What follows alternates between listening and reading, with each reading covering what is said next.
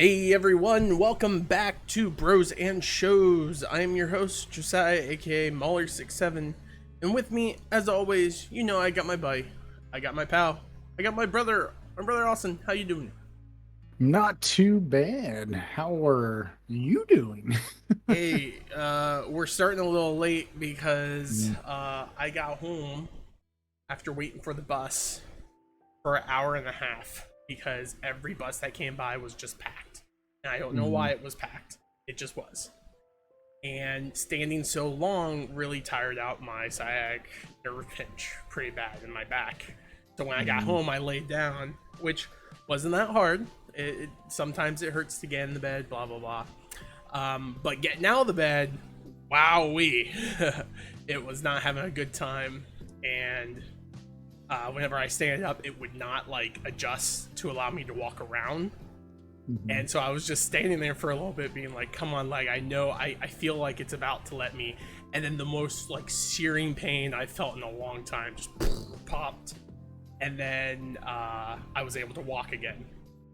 But Mm. now that I'm sitting, it hurts again, like it normally does. And so I'm like, great. Hopefully I didn't just retroactively hurt all the progress I've made in the last, like, couple days of just consistently staying off of it and like working and whatnot. But we'll see how it works, because Yeah. you know it will go away sooner or later, I hope. And if it doesn't go away within the next couple of weeks, I at that point I gotta go to the doctors. Mhm. We'll see when we get to that, but I can't future proof that. So if you occasionally in this episode hear me go ugh or like that, you know why. Or if you see me like making weird faces like ugh, Ah! that's why too. Austin, how, how, Yeah. how was how was your weekend, man?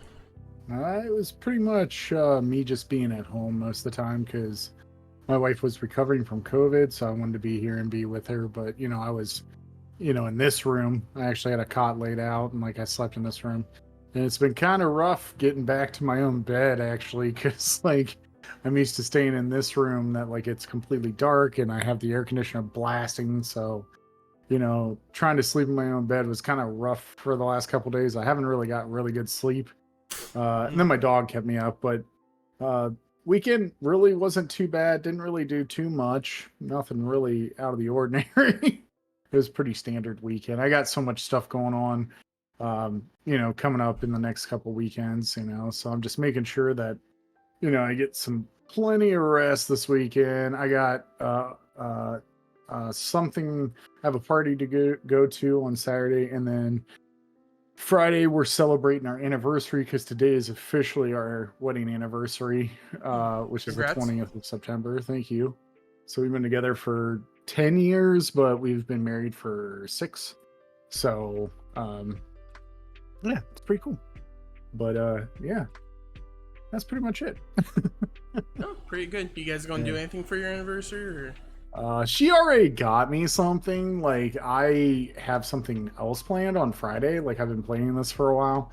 But she decided to drop the bomb on me and was like, "Hey, I got you stuff." And I was like, "Oh." So she got me a $30 gift card to Steam, and then she got me some of my favorite candies, like Take Five peanut M&Ms, and then Andy's Mints, and then my favorite chocolate of all time is Merci.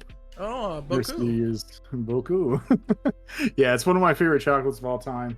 My work a while ago gave us some of that, and I was like, Oh yeah. it was good. Like I liked a Mm. lot of the stuff in it.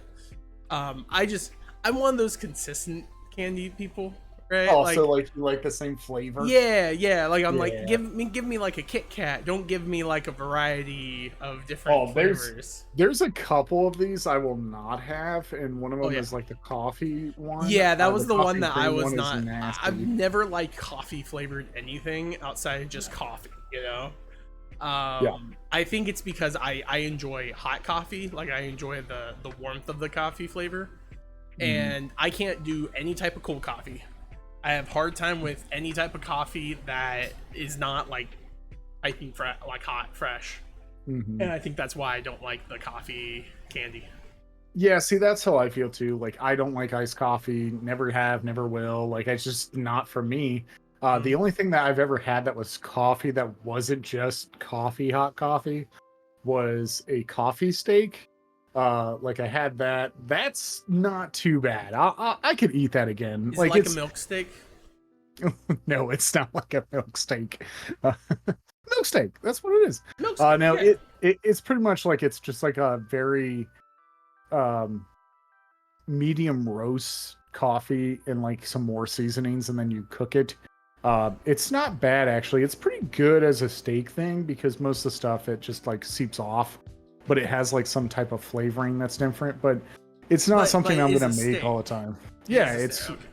yeah, it's like actually a high-end steak. A lot of people use coffee to season their steaks with. Like they pretty much just like put it in oil and then they roll around in some coffee with seasonings. So like I've had it. It's okay. It's the only thing that like I've had where I was like, okay, I might have it again. But most of the time, it's just straight up coffee, Straight up so, coffee, like a good man, yeah. not like a good individual.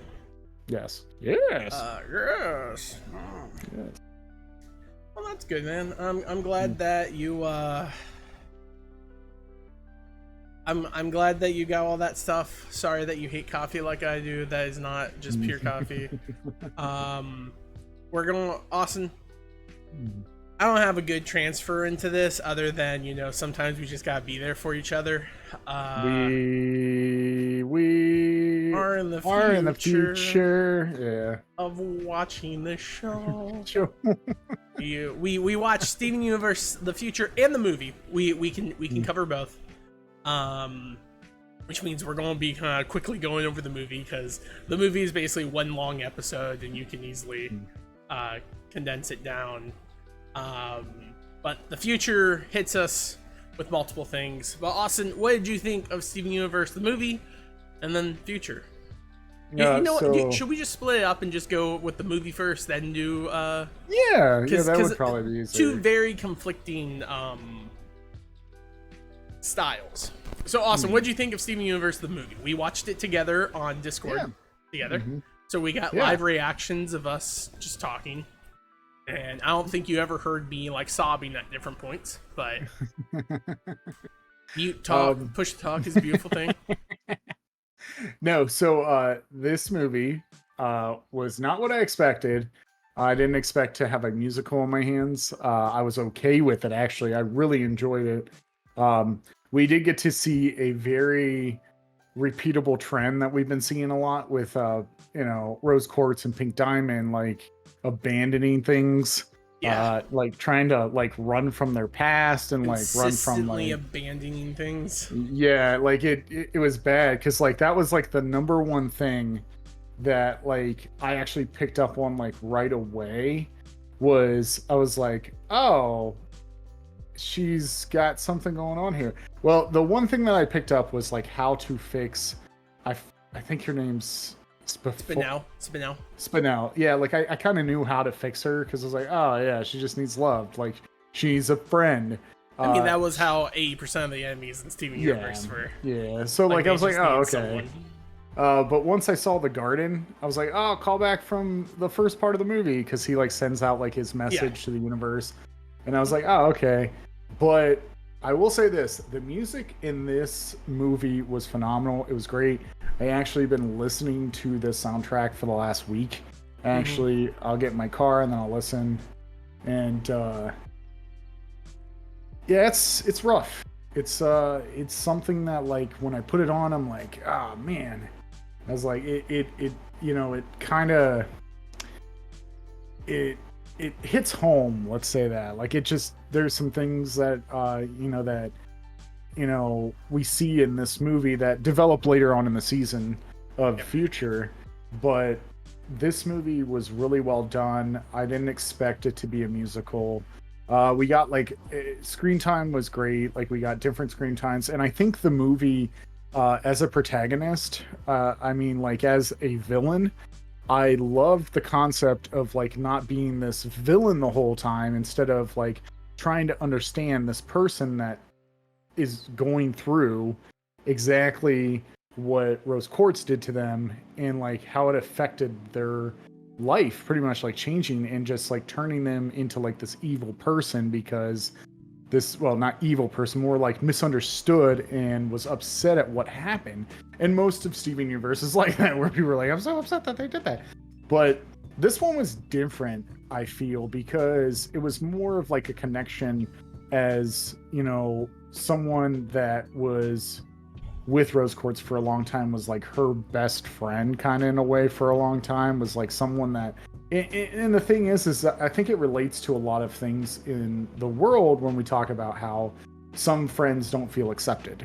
Like, for example, you know, I think Steven, in which we'll talk about in the when we talk about the season, but I think Steven, you know, is really good with trying to make everyone understand that they have a purpose, and they have you know, they can do something constructive instead of destructive. And also understanding that there's people out there that are going to hurt you, but there's also people out there that are willing to be a friend and extend that love that they have. Yep. So, you know, I really got that whole point from the movie. The whole point of the movie was that, where it was, you know, there's a past that you're going to have where people are going to hurt you, but there's also a future, aka that, you know, there is going to be better things that come in your life, and you shouldn't give up on that. So that's what I thought of the movie. I thought the movie was great. I love the music. I'm still listening to the music, so of course. But overall, I think this movie was banging. I actually might watch this movie more and more from time to time. I'll probably get around and like doing it. It's a solid movie because like it doesn't require you to know about Steven Universe all that much, because they give you like a rundown through most of it, at least in the beginning, with like each of the different gems talking about their backstory through the song, and then Steven, how he's like, you know, I had to deal with my mom's issues and all that stuff. It's just funny. The only thing I will say about the movie, right? I mean, there's a lot I can say that's good, like solid about the movie. I again agree. All the music in the movie I will bang out to, and then cry internally or externally. Honestly, like there was a lot of issues in the movie and this season that just was like hit me, man. Like I couldn't control it. I was like, oh man, forgot they said this, or forgot they had this type deal thing a lot of the time. Every time the reprisal version of Come Live With Us in the Palace hits me all the time. And it kind of like it's great to like rewatch it, but like even now I'm getting like all misty eyed, like bored-eyed, and starting to cry. And I'll be that way through this podcast because like I don't know, man, it just hits, man. It's like one thing I did want to say about the movie though is Rebecca Sugar has a certain thing that happened in her life that she will consistently write about and tell about.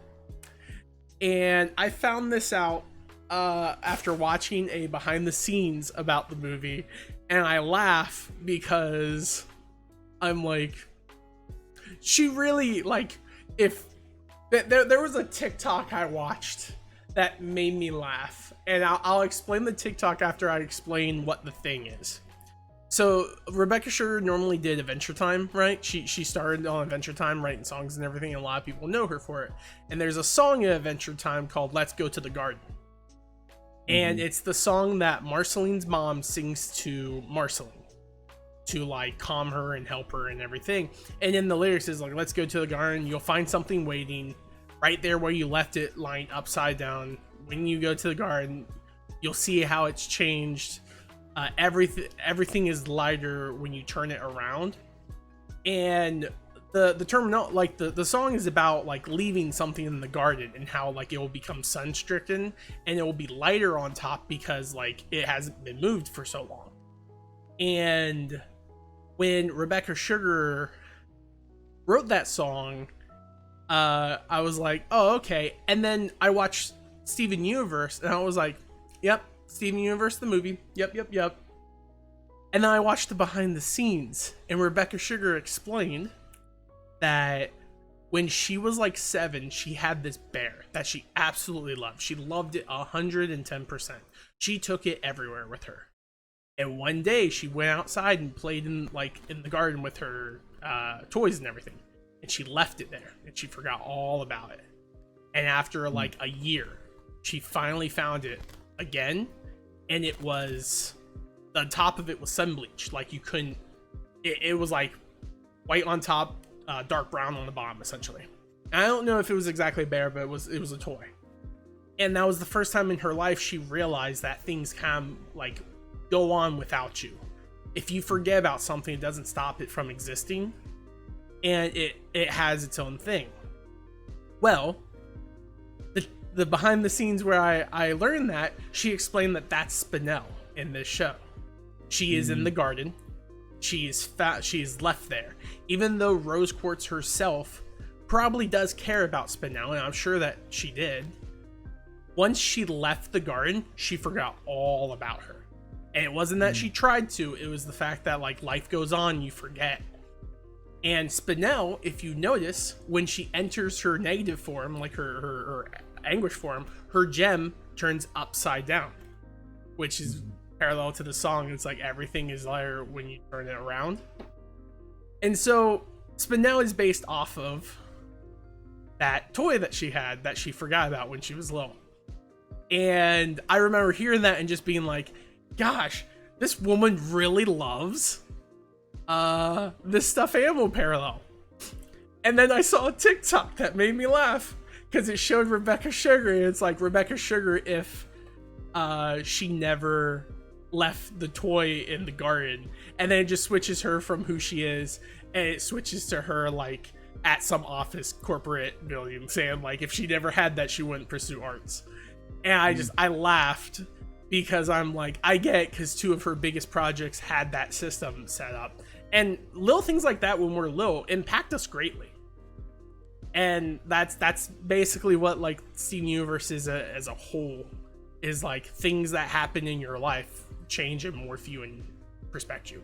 And that's what I wanted to say about Steven Universe. Like I remember hearing that, finding out, and I was just like awestruck at it. I was like, dang.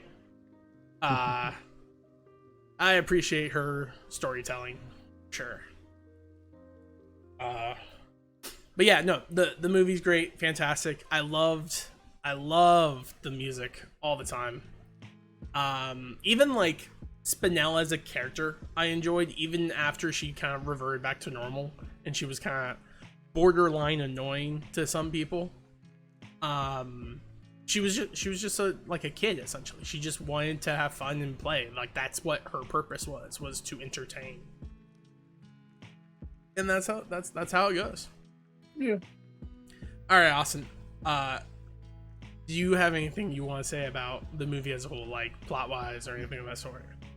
No, I think it was pretty well done.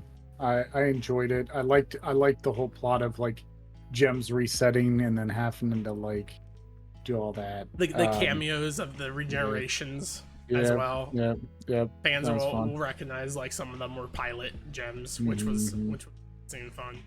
Oh yeah, we also got to see Steven and Greg fuse, and you were like, "Oh, don't like this." Yep, like, I did not like that. You didn't like the JoJo reference? It was straight up JoJo. When I was watching it, like now that I watched like a little bit of JoJo's, like I've seen the 3rd season of JoJo's, and like the second he forms, I'm like, oh yeah, this is a JoJo's reference. Yeah. It's not a 1-to-1 JoJo's reference because he doesn't have a trench coat or anything. He has that pompadour. He has that super bulk. Like just straight up, that's what they were going for here. Yeah. Like, each of the like fusions are always like, you can tell like they're fans of certain genres, and that's just straight up JoJo's. And I laughed because I'm like, Austin, don't you like him? Don't you like Strag or it disturbed me? Graven? I don't know what his gem name was. Yeah, I don't remember. Oh, and then also Sadie's song in the game, the I Want to Be Disobedient, written by Mike Kroll. Instantly recognized it was him because I'm like, he has this style, and even whenever he helps composes, that style transfers 1-to-1. So heck yeah, I add that. Did I add that song to my Mike Kroll playlist? Yes. Is it there? Yes. Will I ever go away? Nope. Nope. I appreciate that. Well, Austin, let's dive into the butter of this episode, which will be. Did I say butter? I meant the what, the meat of this episode. That's the better term. Meat of this The meat of episode. this The episode, meat and potatoes of this episode. which is Steven Universe Future. Yes. When it came out, a lot of people were really excited to see it. A lot of people were concerned. They're like, "Oh, what's going to happen? Is this going to be a whole new series?" A lot of people were happy because they felt like the end of Steven Universe was kind of rushed with the ending, which it was. It was getting things, but because of how well it did, it was given this opportunity to kind of like patch up things and make up for it a little bit. Yeah. So, Austin, what did you think of Steven Universe Future? Break it down.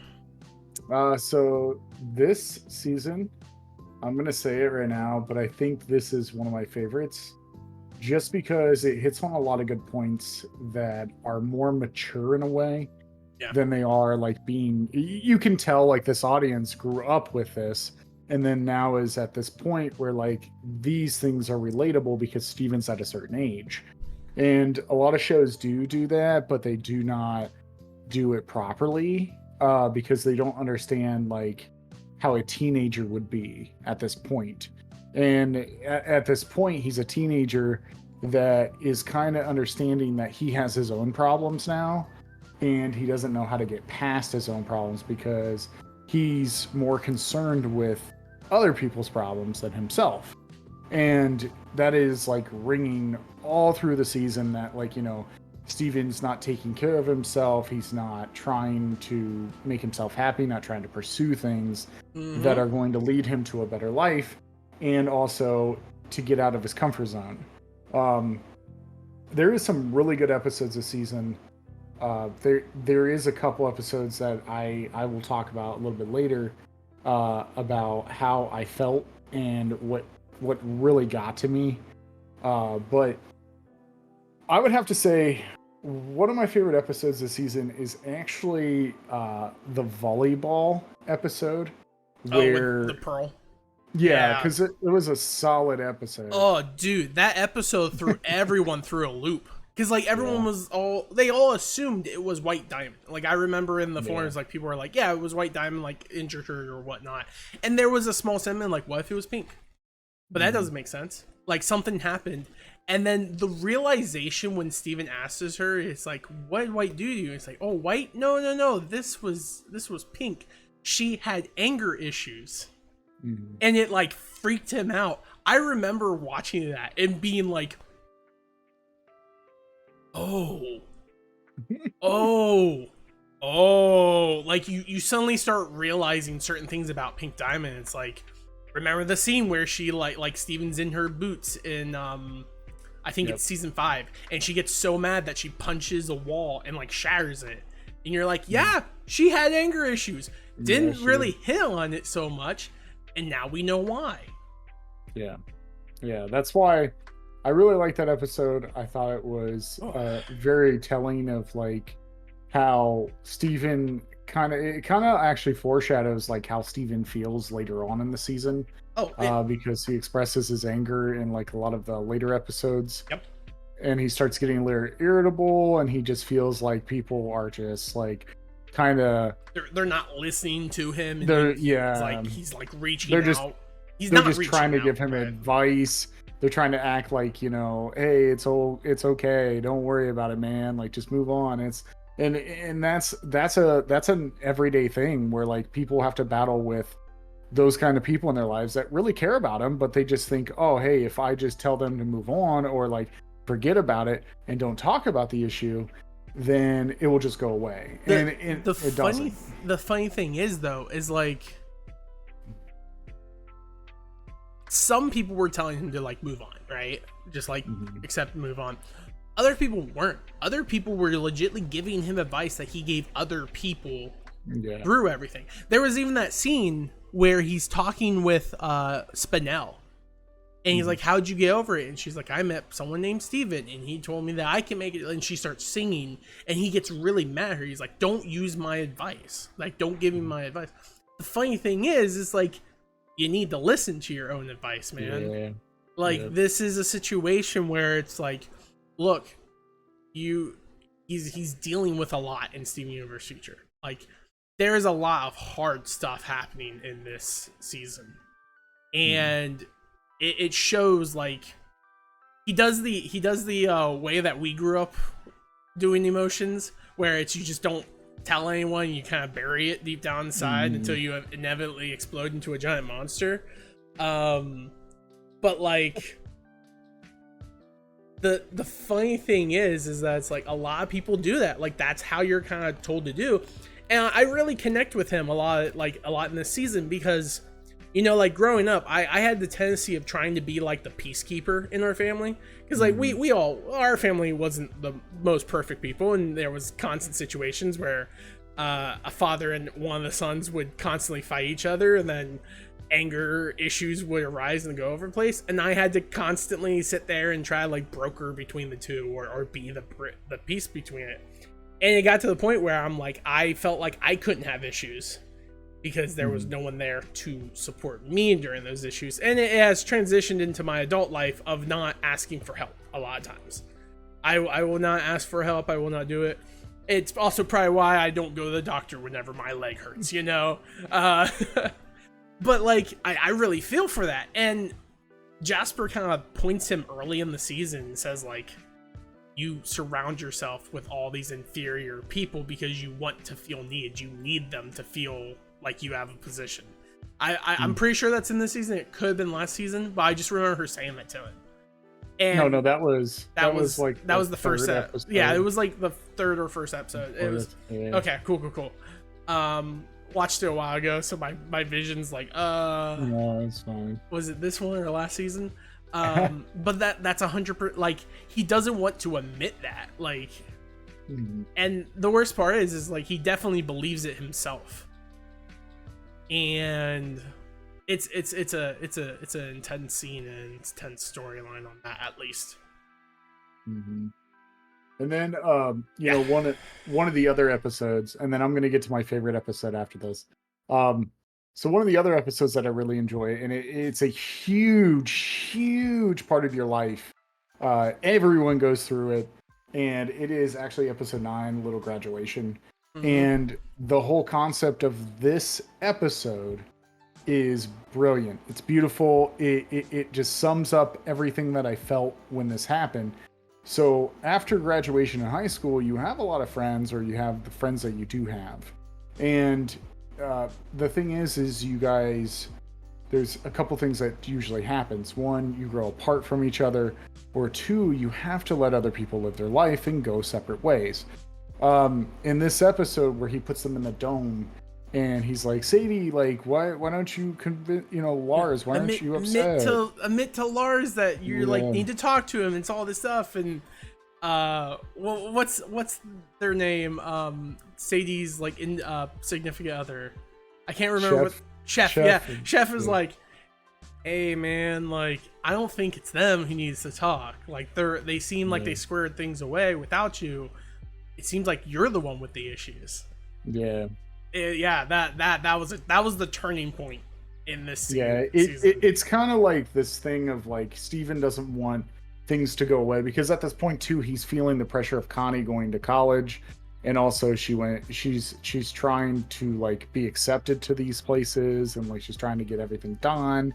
And the thing is like he's feeling like he's growing apart, but there's also a time where like you have to let go and let your friends live their life, even though that there is some friends that I had in high school that I loved and had so much fun with them, but I haven't talked to them in a long time.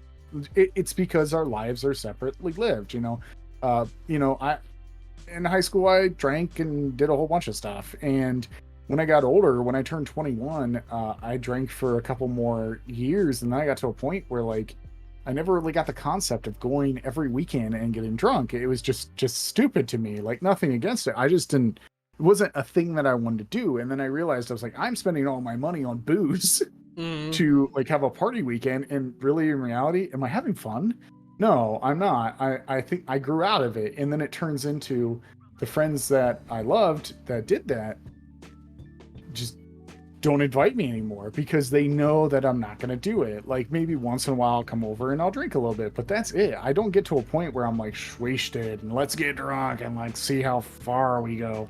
And the thing is, it's like that's how that works. It's like certain friends that you have will move on and they'll change and they'll be different people. And then, you know, you're just not that friendship's not really that anymore. But then you develop more friendships and you develop further friendships. And I think that was a great episode that shows how a person can rely on their friends so much, but when their friends grow up, they have to move on. And I feel like that episode is one of my favorite episodes of the season, but it's not my favorite episode. Oh, okay. Okay. So my favorite episode. What's your favorite? Yeah. Is actually In Dreams. It is the episode where Peridot and Steven try to rewrite the horrible reboot of the movie. Yeah, we've all been there.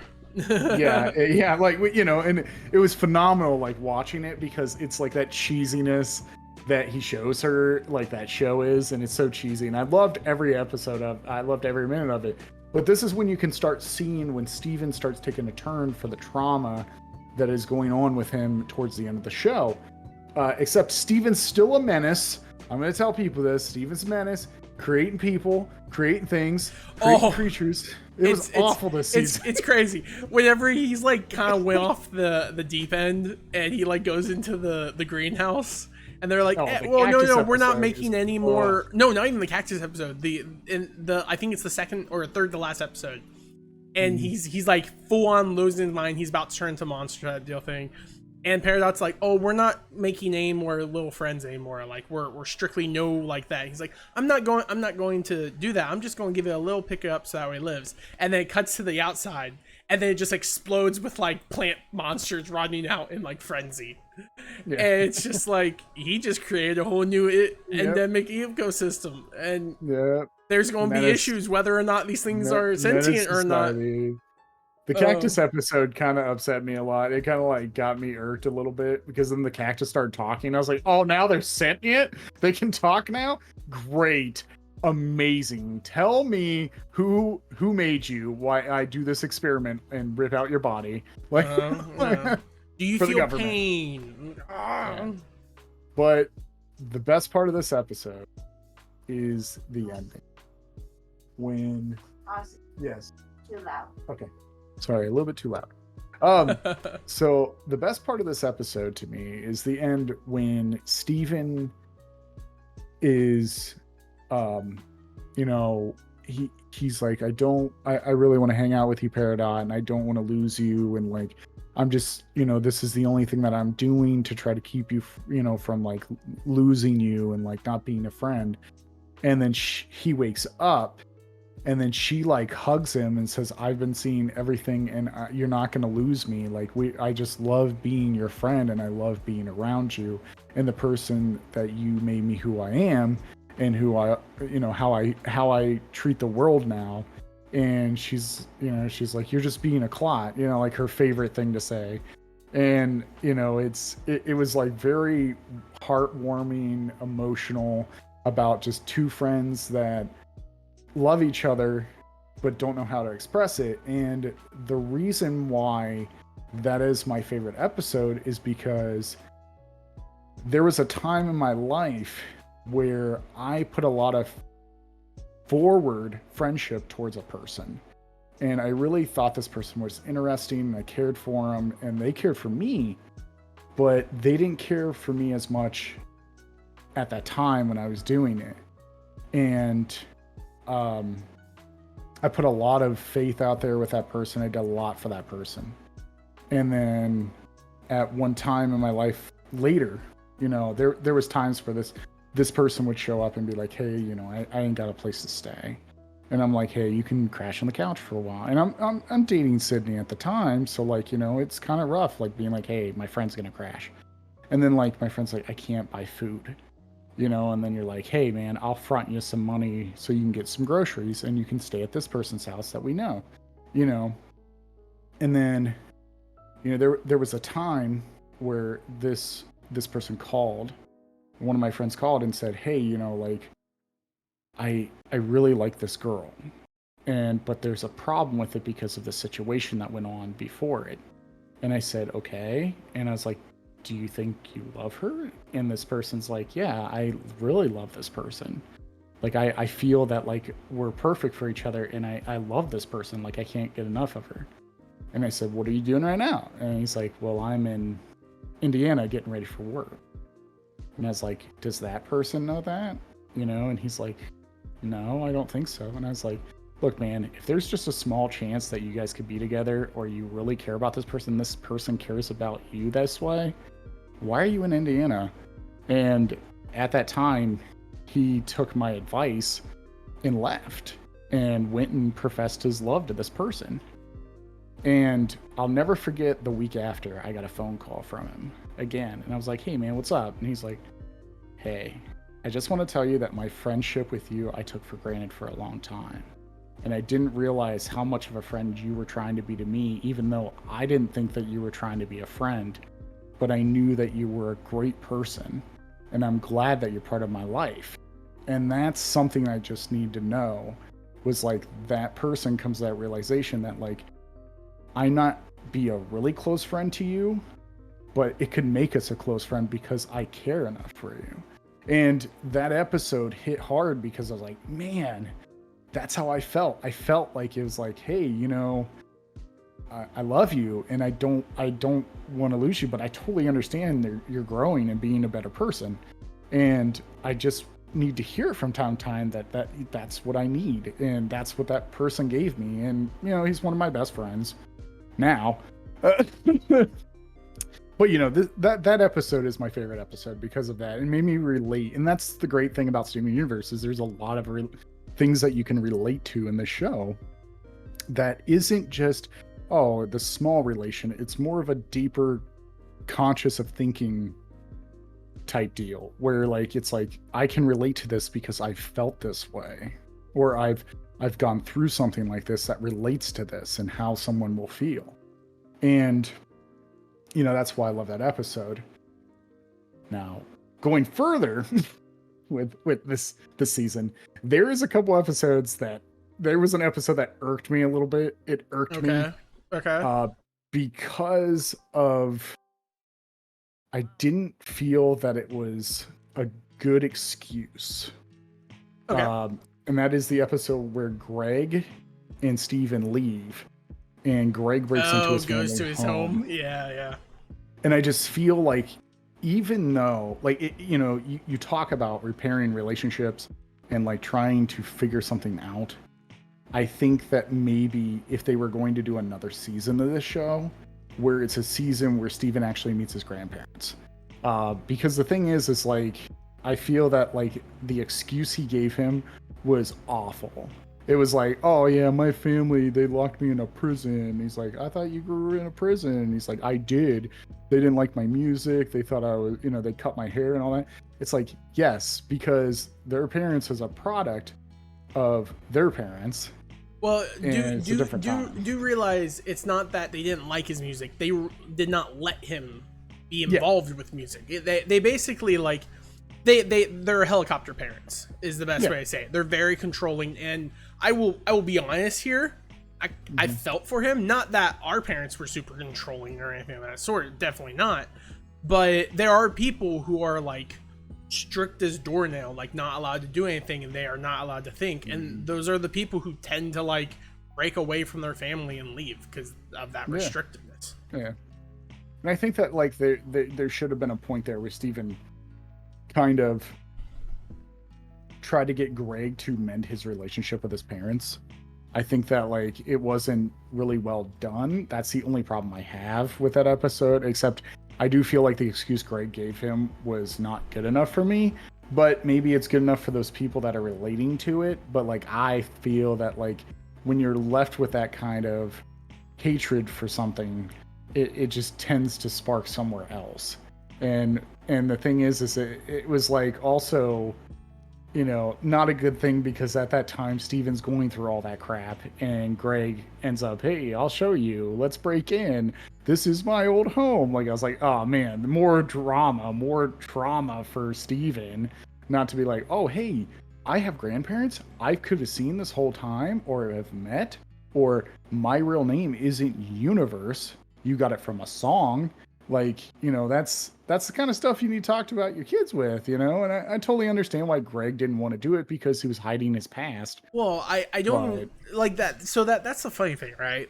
I feel more for Greg in that episode than Steven, right? Mhm. Because basically what Steven's doing is he is the issues that Steven has are very catastrophic, right? He dealt with a lot of things that a kid should not have dealt with at his age. But he's completely removing like any type of urgency on Greg. He's basically saying like the issues you dealt with, your restraint, your issues do not mean anything and do not count because you had like a family, like you had people. And then he forgets that just because you don't like he forgets himself in the way of like normally he tries to empathize with people. He wasn't trying to empathize with him. He wasn't trying to empathize with him to understand that like Greg, he calls Greg out for being just like his mom, which is true. Greg did what Rose Quartz did, or Pink Diamond did, and just completely cut herself, changed herself, and wrote herself a new thing. And should have Greg mentioned something to Steven? Yes. I don't think Greg has any remorse for doing it, nor does he care. But as like when you have a kid, they deserve to know if they have like grandparents or something like that. And so that is on Greg to do that.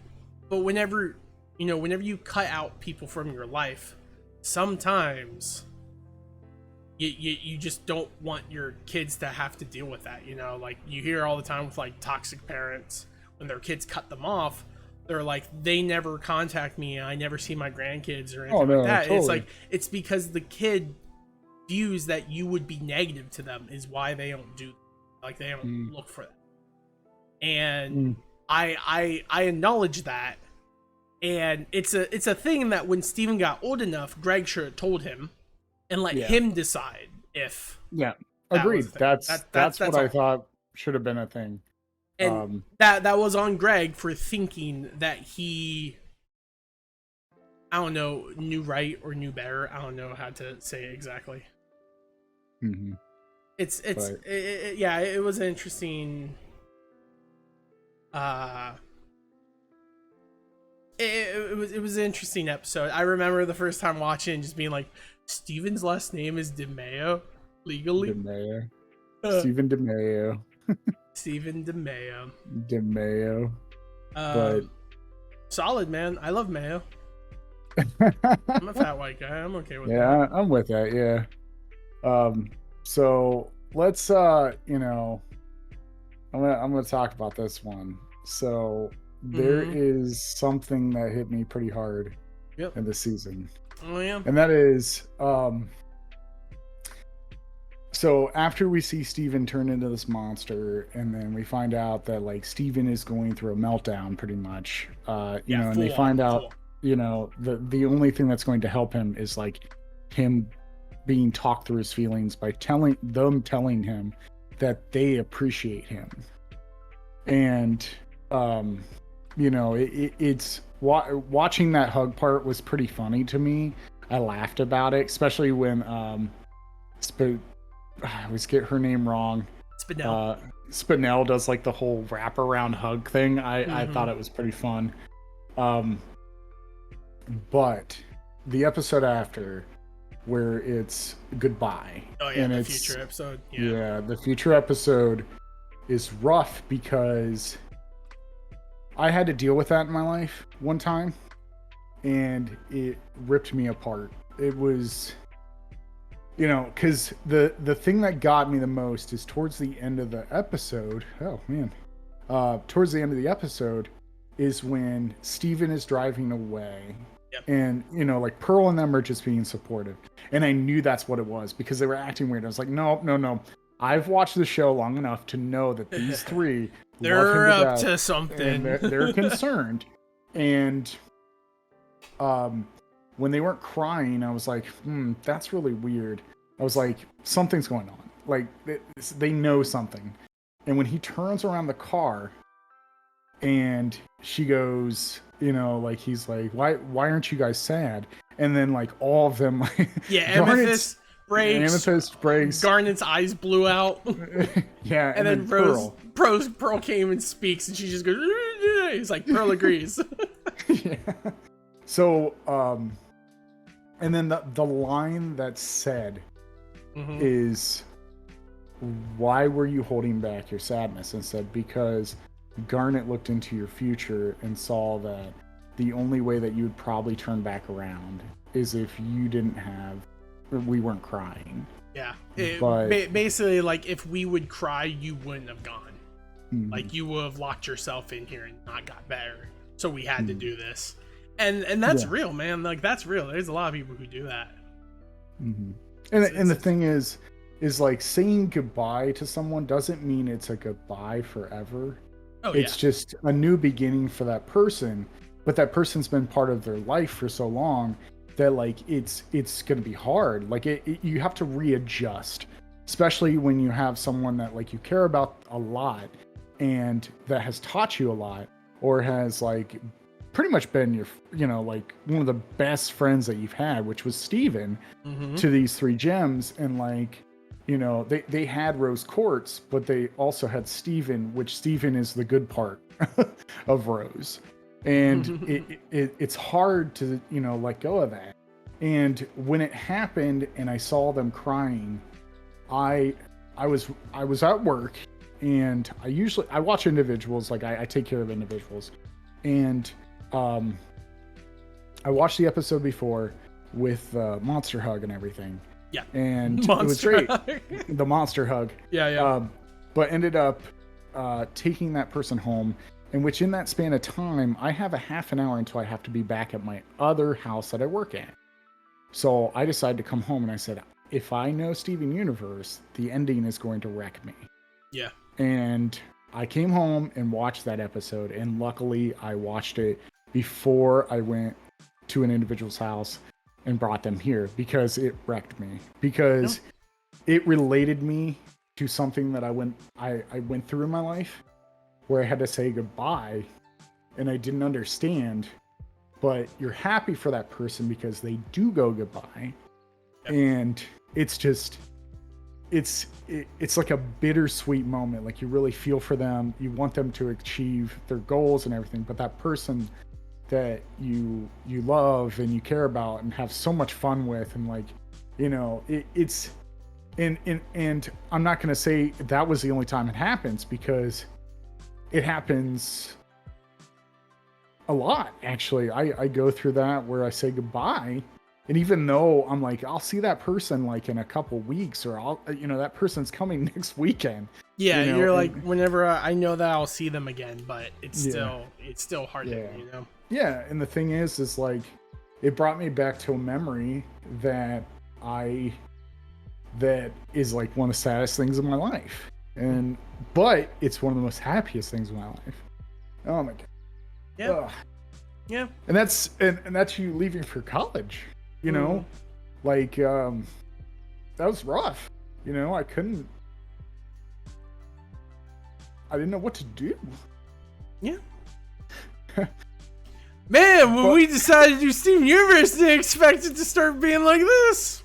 Yeah, it's pretty rough. But the thing is, it's like, I'll never forget the day. Like, this is how I deal with my emotions. I deflect with humor.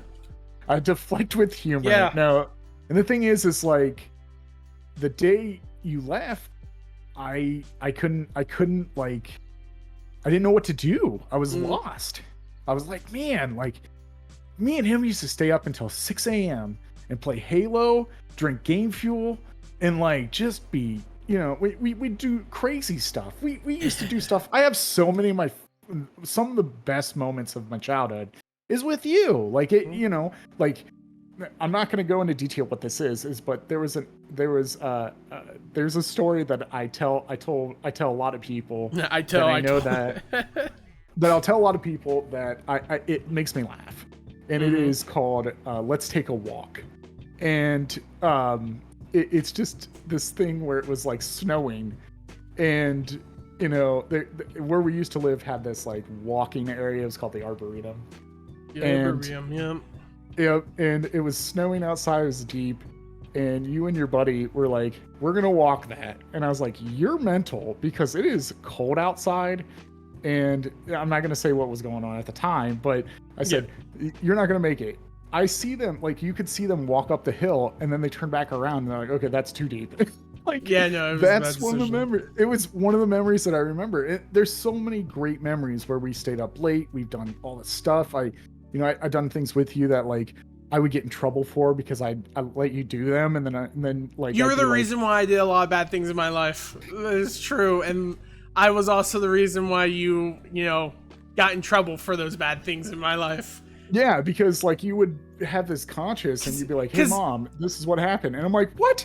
Who told him?" Because I was the older little brother? like, it's like, no, it's the little brother. It's like it would always come out to me being like, yeah, this happened. Austin is the one who did this, but it was still my decision. Like, yeah, I would always try to do that, so that way it's like, don't blame Austin. I was the nudge a little bit. I was like, come on, man, it's fun, Yeah, do it. Yeah. But and the thing is like what I said before is I still have that feeling sometimes, and that's when I come and visit you, and I leave, and I get probably right to the West Virginia point.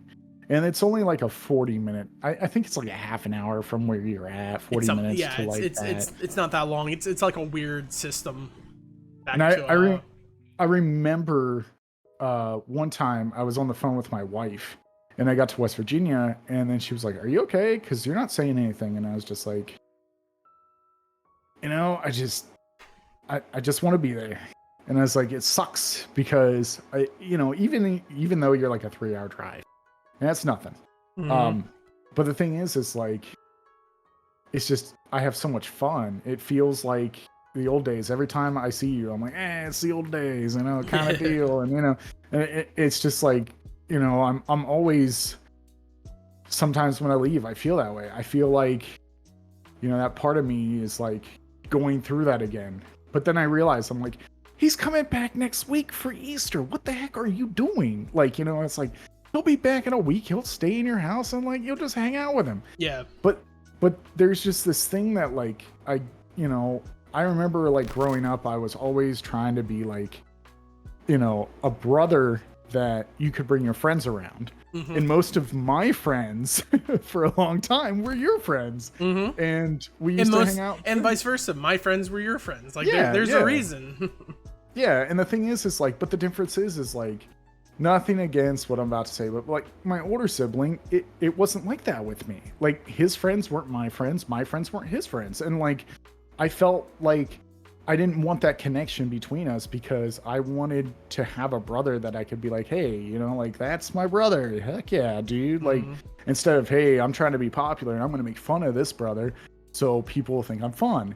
And I didn't like that at all. And that's why I told myself when I was in high school, I was like, I'm never doing that to my brother. I was like, Josiah's not going to feel that way. And I'm going to make sure that it doesn't happen that way. So when you left for college, when I watched this episode and it happened, I thought of that. And I text you actually today. Mm-hmm. And I said nothing against you, but F you. Yeah. And then I put like a bunch of crying emojis. And that was what was happening. I was crying for like, I finished the episode at like 1:45. And the house I had to be at is only a minute drive down the road. And it's like just a road down and then to the right. And his house is there. I was crying so much that I got to a point at like, I looked down at my phone, it was 1:58. And I was like, oh, I have to get to his house. He's going to be there too. And then I got in there, and the first thing he said was, when he got off the bus, was like, are you okay? And I was like, yeah, I'm fine. I was like, I'm fine. I'm crying like emotionally, but I'm also crying happy. And yeah. I'm glad for the person you became. And I'm glad that you are in a situation where like, I wish I would have just left, and I wish I would have went to Pennsylvania because I always wanted to go to, I was the one that wanted to go to AEP for the first time ever. but just things happened where it wasn't like a deal that I could do. And I got pressured into a lot of things. And I was also not the person that I should have been at that time, but I've told myself that I have to develop myself into a person that is like my hero. And so like my hero is Fred Rogers. And I really, you know, I have a quote right up on this door that says, you know, find the helpers. And I try to follow that every day, even though sometimes I can be crazy and stupid and I'm a wild card. But, wild card, maybe. But the thing is like, I feel like, you know, that episode really gave me what I needed, because sometimes you just need a good cry to like get you through. And that helped me a lot today. It was good. And after I was done, I was like, well, I don't think I'm watching this season ever again. But then I was like, well, if I need it, I'll do it. And so what I'm trying to say about Steven Universe as a whole is, if you can get past the first season, you know, it is rough for people that are trying to start, but it does make sense. Everything's a callback in later seasons. Everything has. It was one of the things I was telling you in the first season, where I was like, it will seem like it's just one of those Adventure Time random things happening in each episode that you may not really take into account. But the show does a very good job of making every episode meaningful. You just don't know it at that point. Yeah. So like, I'm gonna say it. Thank you. Like this was. I understand why you consider this one of your favorite shows of all time, because it's a banger. It's good. It's something that I think a lot of people should watch. It's a very mature statement to understand what people go through, and as you grow, what other changes you go through to be the person you want to be. And Steven reminds me of myself a lot, especially with the change where, like, you know, I'm angry, I'm sad, I'm trying to help, I'm trying to do this, and sometimes I feel like I'm being caved in, but there's always like someone out there that's there for me. That's always there. So yeah, it was good. I'm happy that we watched this. So I mean, I'm happy that you liked it. I whenever I like say, I'm like, if he puts in the time to watch it and like pay attention and everything, I think he'll like it in the end. It'll be rough for him for the first couple. So I was actually prepared for you to be like, I'm not liking this in the first couple seasons. And that's why I kept saying, I'm like, once you get to 52, man, first season, things change and it's going to advance and you're going to notice it. Because I remember watching the first season, and whenever I rewatched it for the podcast, I forgot about some episodes. I remember how they connected, but I forgot about them. Yeah. And it's because the story of Steven Universe for me doesn't become personal until after season 1. Yeah. And then that's whenever you start realizing, like, the whole scene with Connie's mom, when she's talking about it, it's like, look, you may be okay physically, but everything you've dealt with your whole life has left you in some form of trauma. Yeah. And you've never handled it. You never looked at it. And I was surprised that she didn't just say right there, like, we need to get you a psychiatrist, like, or like a therapist or something, right? You need to vent. You need to figure this stuff out. And nothing like kind of made me more like guttural, like intense and curled in Steven Universe than the scene where Steven's rushing back to the house and throwing all that like stuff from the diamonds in, and then pulls out a shattered Jasper because he couldn't, like, he went overboard, like he didn't hold himself back. Because it's like, yeah, man, our dad was bipolar, right? There's certain tendencies we've adopted from him that I hate whenever it happens. Like, I'll be happy. Molly scratched my finger yesterday, and it was because she was over on the couch just like kneeing. And I put my hand down, and she took it as like, oh, let's play. And she's in the middle of kneading, right? So her claws are fully extended, unlike normal. Like, normally she just has them slightly extended because she knows how to control herself. But whenever she reached for it, she got me and dug deep, like I was bleeding bad. and I just like yelled like in anger at her. And like I saw, like, you know how cats kind of go like airplane mode whenever they feel like startled and whatnot. Yeah. She legitly like looked at me like in fear and shock because I don't do that very often, and I felt genuinely upset. I'm like, I don't want her to feel skittish around me. Like I don't like it when animals do that, and I like apologize to her. And some people would be like, it's a cat, like move on. Like, nah, like I consider her like my baby girl, and that really hurt me whenever I did that. And that is something that can happen because that's how that's how our dad would respond when we were little. You know, we forget to do something, he finds out about it, he yells in anger, he lashed out at us. And that was something that, like, the more I grow up, the more I know it's like I bury that issue. And that's needs to be talked about sometimes. Like, I need to control that. I need to dig into that. And so yeah, the Steven Universe, man, it's just whew. And you say like you may rewatch it when you need one, like need like to cry or whatnot, or like just to like feel that emotion. Yeah, I forgot that this show can do that to me. Normally I look up this normally I look up the Vocaloid. I don't know if you know what Vocaloids are. It's like Hatsune Miku and all them. Yeah. There's a series of songs by them called The Evil Blank.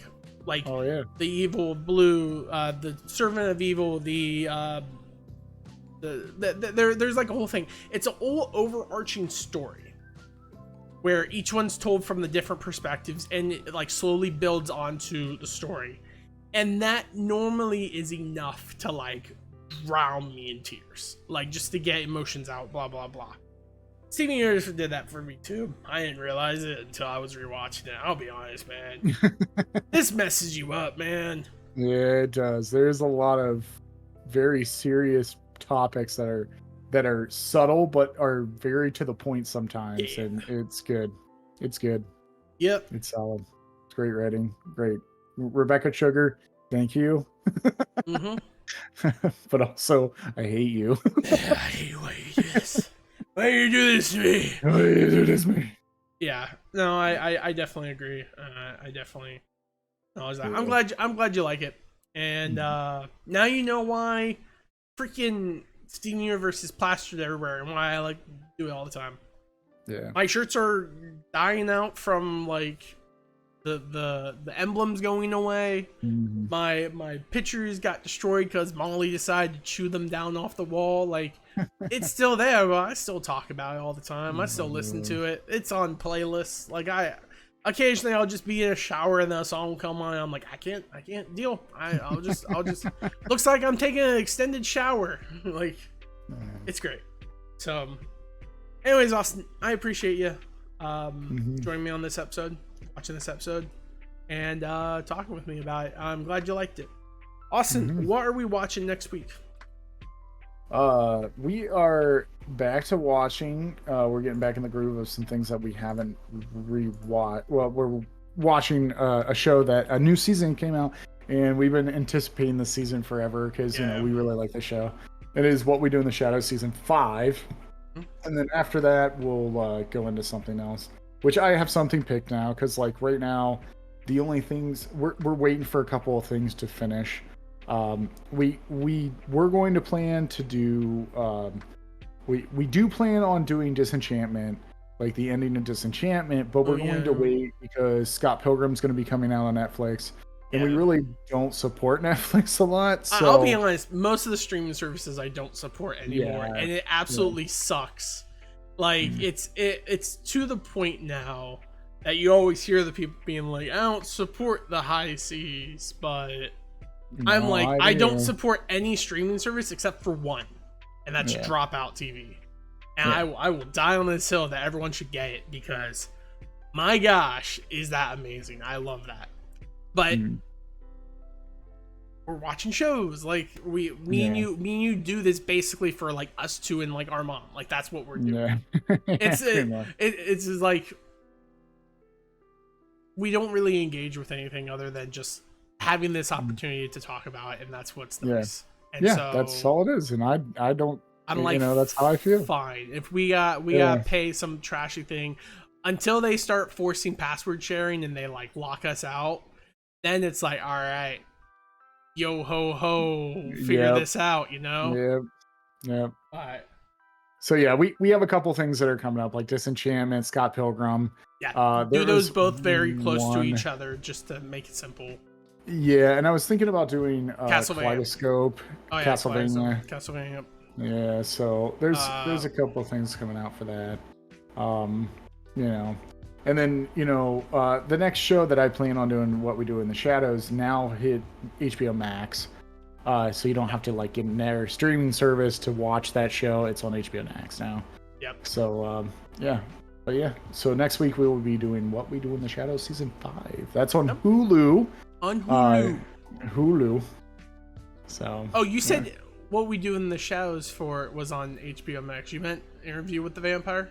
Yeah, Interview with the Vampires. Okay. Yeah.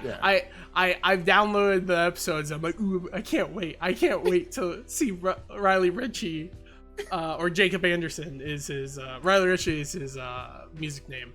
I'm excited to see him because I like the actor. Like, he's fantastic. Yeah, and what's really cool is I have read the book. I've read most of Anne Rice's books, so like I can tell you some things that are different from like the show compared to and there was also a movie.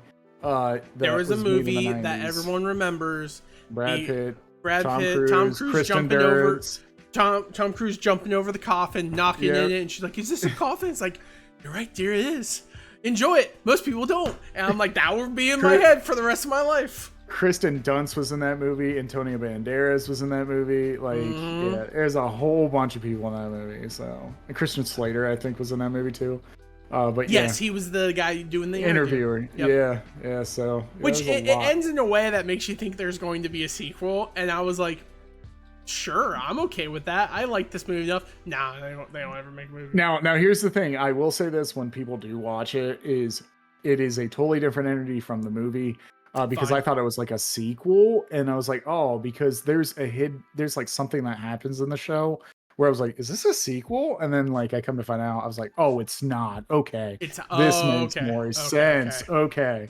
So yeah, but I know that. All right, sorry. Yeah. Well, I started doing the wrap up, and then we just started talking about everything. Life happens. That's what happens when you have two brothers. And side note, Austin, I'm glad I'm your brother too, and I love it when you come visit, and I'm glad we have this podcast to be able to talk through all this stuff. Yeah. And then if Caleb's up for it after this, we're probably going to be doing Baldur's Gate 3 and be more wild cards as it. Wild card, baby. Anyways, thank you all so much for stopping by, and thank you all so much. Tune in.